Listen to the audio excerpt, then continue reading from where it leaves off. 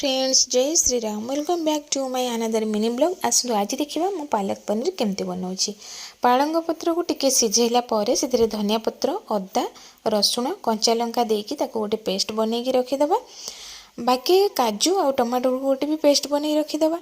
काजू पेस्ट बनी गला परे हमें पनीर की छोट छोट काटिकी मो छोट काटी आपण मानकर जेमती इच्छा सेमती साइज काटी परिबे। काटिला परे ताको अल्प टिके छाणी देथिबे। छाणिले जो तेलटा थी से तेल रे आपण जीरा आउ पत्र गोटा मसला देकी ताको फुटई पारिबे।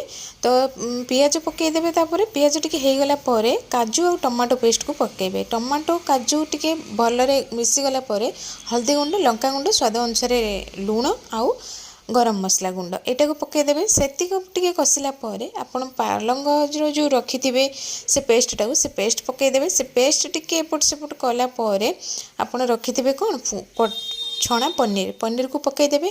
पनीर टिके पकईला परे सेथिरे बटर को जमा स्किप करबे। बटर निहाती पकईबे बटर भल स्मेल आनी थाए। आउ सेठी कोन करिवे आपण छुंक देबे जोटा मु आपन को देखिले घी पकईबे।